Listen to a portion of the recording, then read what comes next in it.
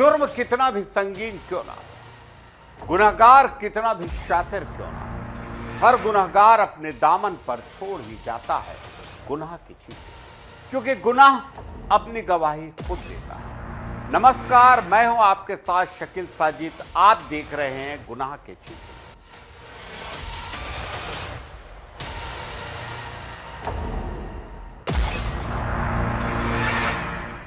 दिल्ली के नागलोई में एक पुराना मकान है। आते जाते लोग मकान के सामने ठहरते हैं, कुछ बात करते हैं और आगे बढ़ जाते हैं।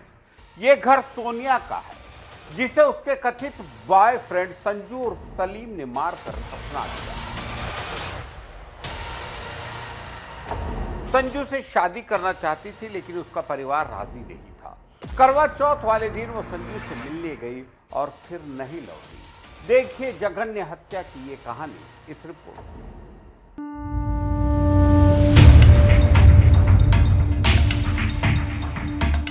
सोनिया के पिता शंकर मंडल 30 साल पहले बिहार के दरभंगा से दिल्ली आए थे। तभी से नांगलोई में रह रहे हैं। 2 कमरे के किराए के मकान में सोनिया के मम्मी पापा, भाई बहन और जीजा रहते हैं। संजू का घर सोनिया के घर से करीब 500 मीटर दूर है। दोनों 1.5 साल पहले मिले थे।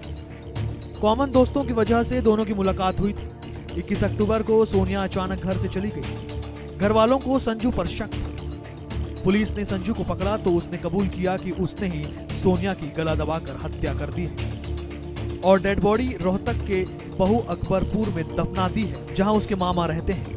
पोस्टमार्टम रिपोर्ट से पता चला कि सोनिया की पसलियां और कमर की हड्डियां टूटी हुई थी।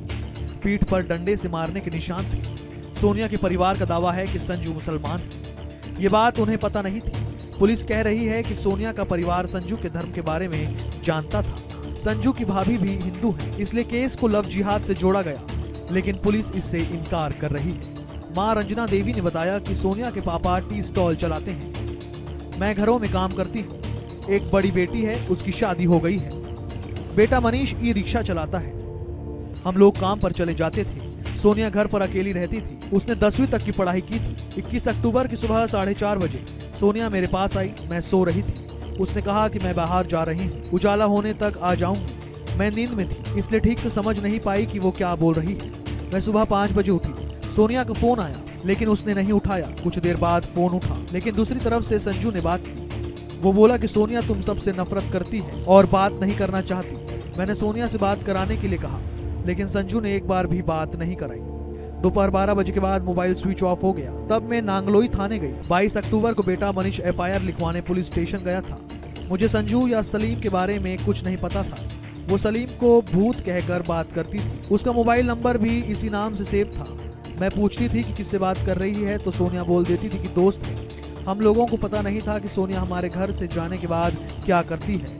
हम सुबह काम पर निकल जाते हैं, फिर रात को 7 या 8 बजे लौटते हैं। 4 महीने तक सोनिया ने प्रेग्नेंट होने की बात हमें नहीं बताई। जुलाई में उसने हमें संजू के साथ रिश्ते के बारे में बताया, तब वो प्रेग्नेंट थी।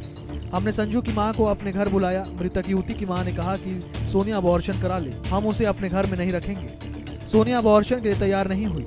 तब संजू नहीं आया था। उसने कई बार कहा कि वो मिलने आएगा, लेकिन मैंने उसे कभी नहीं देखा। संजू की मां ने मुझसे कहा था कि हम मुसलमान नहीं हैं। मैंने सोनिया के रिश्ते की बात कहीं और कर ली थी, लेकिन सोनिया संजू के साथ ही शादी करना चाहती थी। संजू के भाई साहिल ने भी हिंदू लड़की से शादी की है। उसने सोनिया को धमकी दी थी। सोनिया ने मुझे साहिल का ऑडियो मैसेज सुनाया था। उसमें साहिल कह रहा था कि संजू को छोड़ दो, वरना तुझे काट कर नाली में बहा देंगे। सोनिया के भाई मनीष उसके काफी करीब थे। सोनिया को रील्स बनाने का शौक था। उसके इंस्टाग्राम पर 7,000 से ज्यादा फॉलोअर्स थे। सोशल मीडिया के लिए सोनिया और मनीष साथ में वीडियो बनाते थे। मनीष ने इसके लिए नया मोबाइल भी दिलाया था। सोनिया के लापता होने के बारे में मनीष बताते हैं, मैं FIR कराने के लिए रात 8 बजे नांगलोई पुलिस स्टेशन गया था। पुलिस वालों ने कहा कि 1 दिन का इंतजार कर लो, लड़की को कुछ नहीं होगा। मैं कहता रहा कि मेरी बहन के साथ कुछ गलत हुआ है, उसका नंबर स्विच ऑफ आ रहा है। अगले दिन 23 अक्टूबर को दोपहर 2 बजे मुझे पश्चिम बिहार थाने से कॉल आया। मैं वहां पहुंचा तो पुलिस स्टेशन में संजू और उसका दोस्त पंकज खड़े थे। पुलिस ने मुझे मेरा आधार कार्ड दिखाया। सोनिया अपने साथ एक छोटा बैग लेकर गई थी। इन लोगों ने बैग नहर में फेंक दिया था। पुलिस ने बैग बरामद किया तो उसमें मेरा आधार कार्ड निकला। थाने में संजू से सोनिया के बारे में बार बार पूछा गया। वो बोल रहा था कि सोनिया जिंदा है।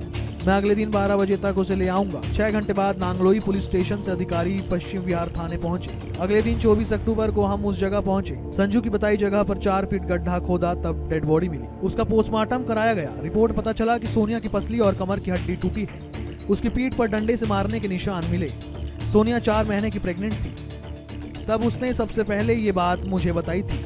मैंने अपनी माँ को बताया। हमने उसे पहले ही इस लड़के से दूर रहने के लिए कहा था, लेकिन वो संजू पर शादी करने का दबाव बना रही थी। सोनिया के परिवार से मिलने के बाद हम संजू के घर गए। यहाँ ताला लगा मिला। नेम प्लेट पर उर्दू में लिखा है। संजू का परिवार हरियाणा के झज्जर का रहने वाला है। पड़ोसियों ने बताया कि सभी लोग 23 अक्टूबर की सुबह घर पर ताला लगा कर चले गए हैं। DN News Plus desk report, Madhya Pradesh, Chhattisgarh.